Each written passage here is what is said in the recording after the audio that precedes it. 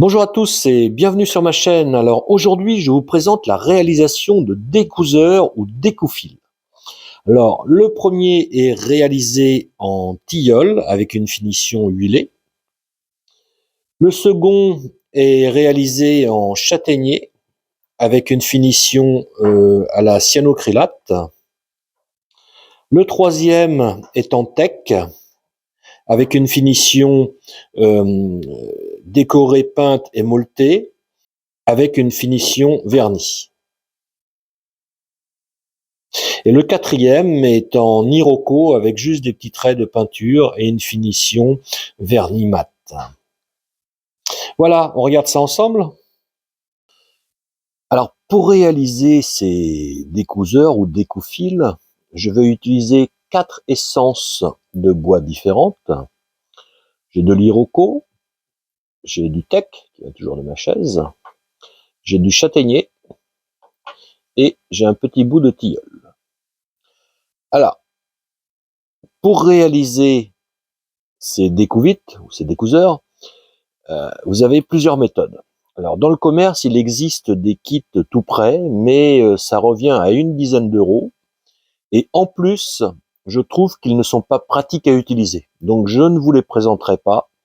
Je vais vous présenter une méthode très économique et très simple, c'est-à-dire que j'utilise des découseurs qu'on achète sur les sites par correspondance en gros volume à moins d'1 euro. Vous les voyez ici. Donc le coût de revient entre le bois, ce sont des chutes, et ça, c'est moins d'1 euro pièce. Donc la première chose à comprendre sur ces découseurs, c'est qu'il y a une longueur de travail. Oui, ça c'est un truc en plastique qui coûte rien, mais ses dimensions et ses proportions sont excellentes. C'est-à-dire que pour découdre, ceux qui sont habitués, vous allez pouvoir le mettre dans votre paume comme ça et travailler délicatement pour découdre. Donc le découseur que je vais faire en bois va reprendre globalement ces dimensions pour qu'il soit utilisable, que ce soit pas simplement un objet de décoration. Voilà. Donc première chose que l'on va faire, vous voyez, le capuchon, il resservira pour la fin.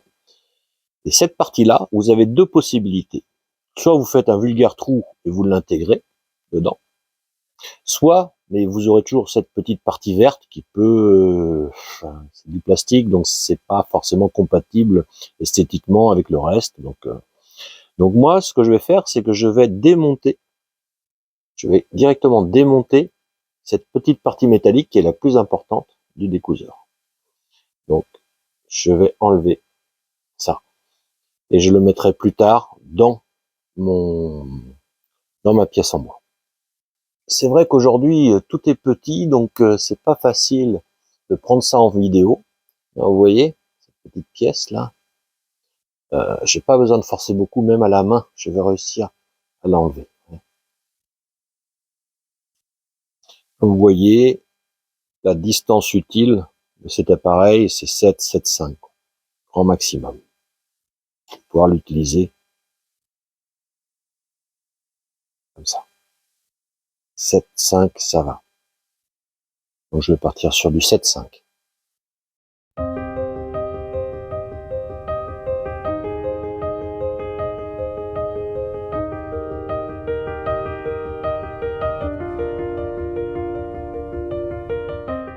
Alors voilà, donc je me garde un petit centimètre pour bricoler.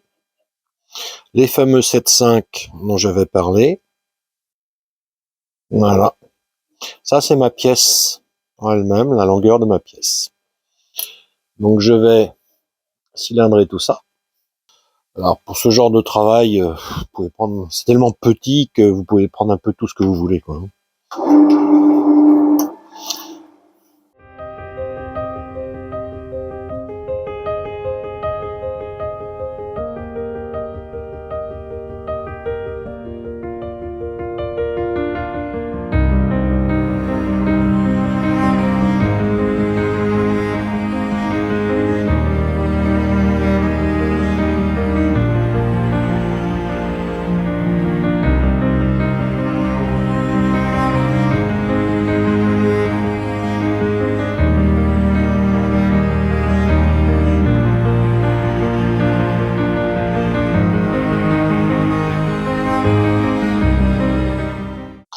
comment on va récupérer le capuchon plastique? Évidemment, il faut que j'arrive à du, à première vue, 6,5.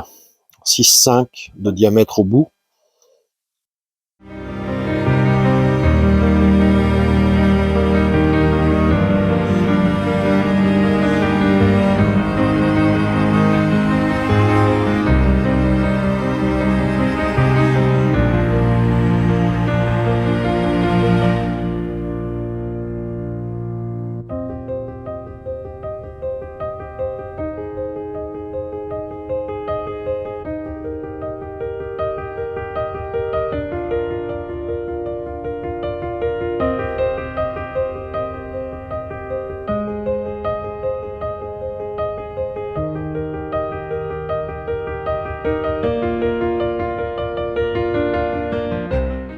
Alors, pendant que j'y suis, je vous présente une autre astuce intéressante pour faire des décorations sur des pièces tournées.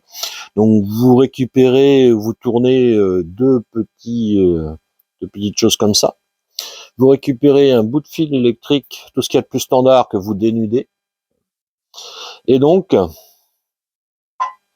vous l'avez compris, donc je vais installer un bout de fil. Si vous voyez, je le fais en direct, comme ça vous allez voir. Alors c'est un appareil que vous pouvez garder, hein, j'en refais un autre là pour vous montrer. Hein. Vous accrochez ça, c'est pas très important, il faut que ça tienne juste un petit peu. De l'autre côté, vous faites la même chose. Tac. Je fais un tour mort dedans hein, pour que ça glisse pas. Voilà. Vous resserrez tout ça pour pas vous abîmer les mains. Voilà. Alors, les poignets servent à justement pas se faire mal. Hein. Voilà. Normalement, il n'y a rien qui dépasse. Voilà. Et donc ça, c'est un appareil que vous allez tenir en tournant comme ça. Et vous allez faire chauffer le bois. Je vais vous montrer ça. Alors pourquoi je fais une rainure, c'est pour éviter que le fil glisse. Je vais le marquer également ici. Alors pour que ça brûle, je vais brûler en fait. Pour que ça brûle, il faut que ça tourne assez vite. Surtout quand c'est des petits diamètres.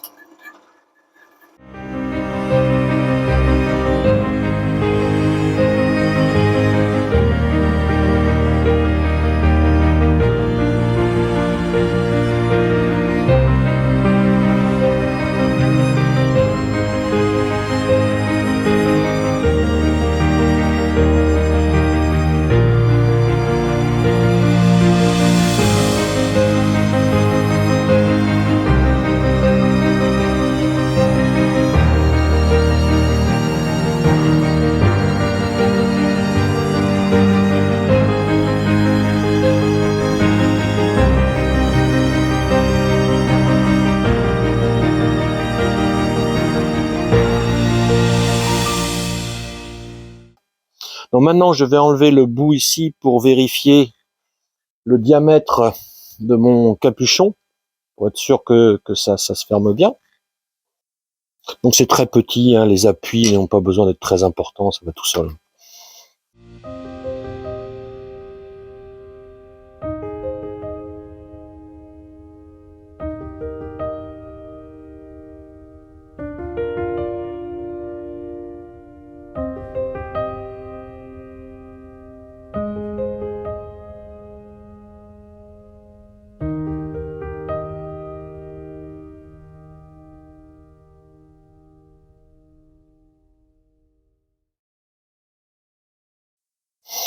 Donc je reprends la petite pièce, vous vous souvenez, là que j'avais démontée. Et donc quand je prends ces dimensions, elle fait 1 mm d'épaisseur sur 2,7 au plus large. Donc en réalité, donc pour faire ça, je vais donc percer un trou à, allez, on va dire entre 1,5 et 2. On va essayer 1,5, on va voir ce que ça donne déjà.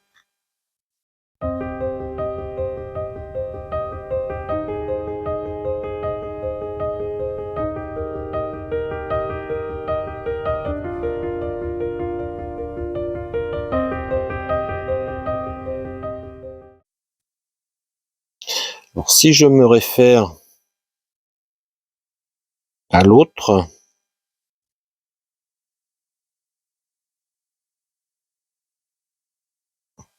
on avait 1,5 de rentrée. C'est-à-dire à peu près ça. Voilà. Là, on est absolument comme l'original. On va voir si ça correspond ou pas. On a le capuchon qui est fermé. Oui, ça paraît pas trop mal. Alors pour finir ce genre de pièce, personnellement, j'évite tout ce qui est cire et autres parce que c'est touché avec les doigts, donc ça va pas tenir. Donc sur ce genre de choses, des finitions, vous avez deux types. Soit vous allez mettre une finition assez moderne, style huile, qui est en réalité une huile qui sèche, qui rentre dans le bois et qui sèche et qui durcit même le bois. Donc ce n'est pas du tout collant et ça reste ça tient assez bien. Et la deuxième solution, on va voir si on peut faire ça sur un des prochains. La deuxième solution, c'est d'utiliser de la colle superglue, de la colle cyano, de le recouvrir sur le tour et on va faire une couche complètement lisse dessus qui rendra l'appareil inattaquable, inusable avec tout ce que vous pouvez avoir sur les mains. La première, je la fais avec une huile de meuble, hein, donc qui se trouve dans le commerce un peu partout. Donc je vais même pas sortir de pinceau ni quoi que ce soit. Hein. Je vais juste mettre ça sur un peu d'essuie-tout. Et ça suffira largement, si vous voulez, à imbiber ma pièce. Parce que j'ai besoin d'une très faible quantité, quoi.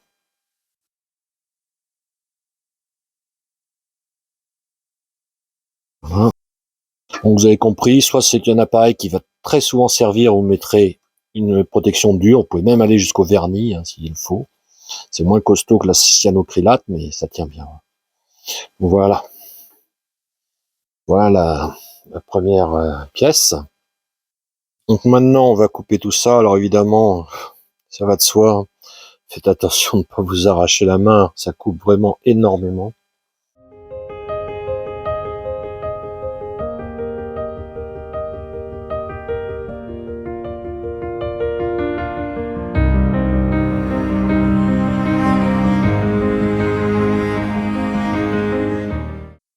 Donc vous voyez, cette pièce-là est encore un peu huileuse. Je viens de la faire. Donc je vais attendre que ça sèche 1 heure ou 2. Je repasserai une couche d'huile après avoir poncé entre les deux couches. Donc après le tilleul, un peu de châtaignier. Pareil, on coince ça dans le mondrin. Ça peut être entre pointes, ça peut être comme vous voulez.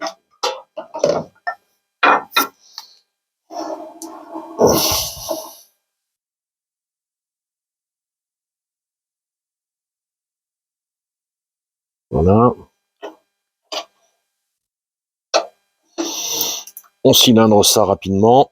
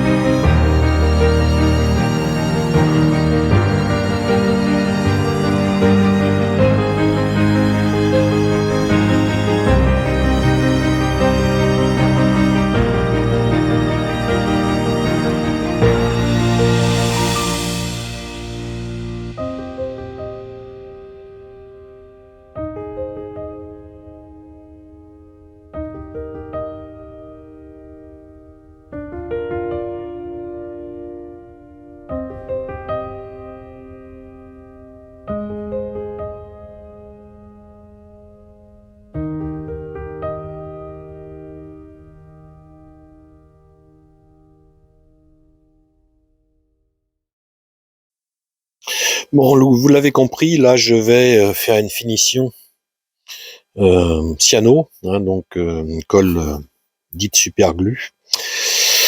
Donc la cyanoacrylate va permettre de faire un petit film sur tout ça. Donc on démarre le tour au minimum. Bon, moi j'ai une vitesse qui est pas très très lente, mais enfin on va faire aller. Et vous allez voir, je vais étaler cette glu sur tout l'ensemble.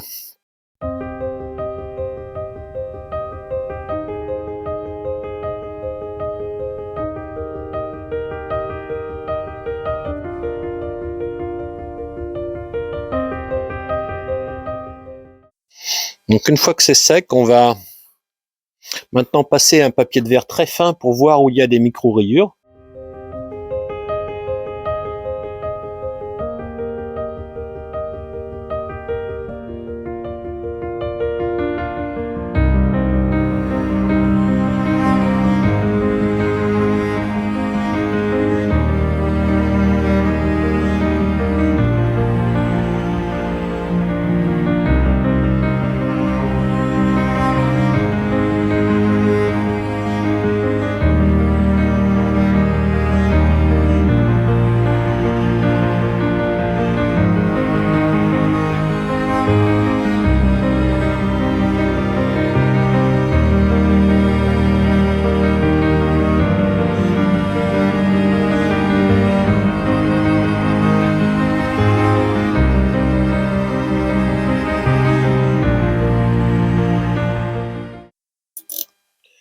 Donc vous voyez, donc je pense que vous pouvez le voir, c'est complètement lisse et c'est recouvert de cyano.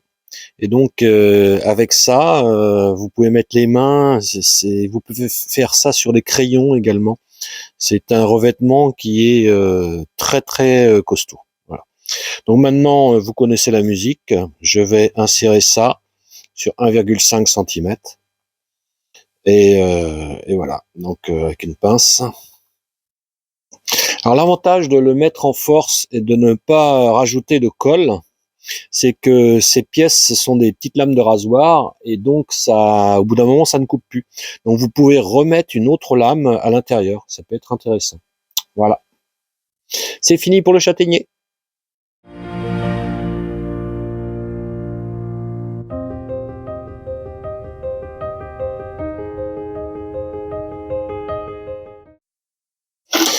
Allez, suivant, on passe au tech.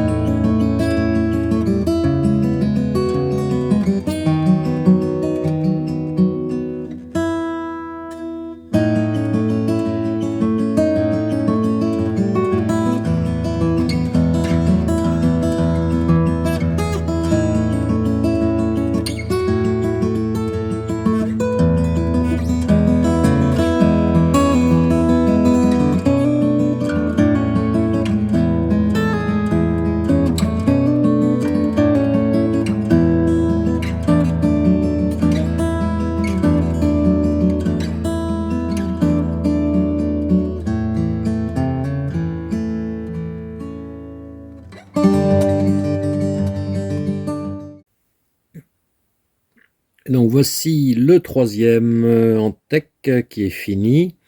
Donc on va laisser sécher le vernis tranquillement. Et on va attaquer le nouveau en Iroko.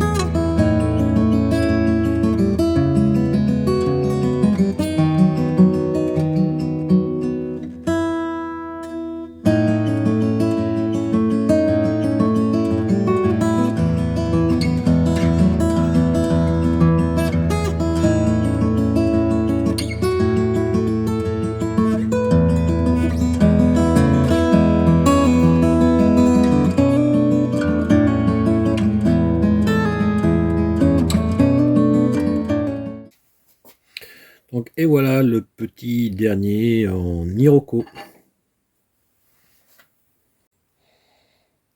Voilà, c'est terminé pour aujourd'hui. Donc la réalisation des petits découseurs ou découfils sont terminés. Donc un en tilleul, un en châtaignier, un en teck et un en Iroko, avec différentes façons de faire pour les finitions. Donc voilà, à bientôt sur ma chaîne.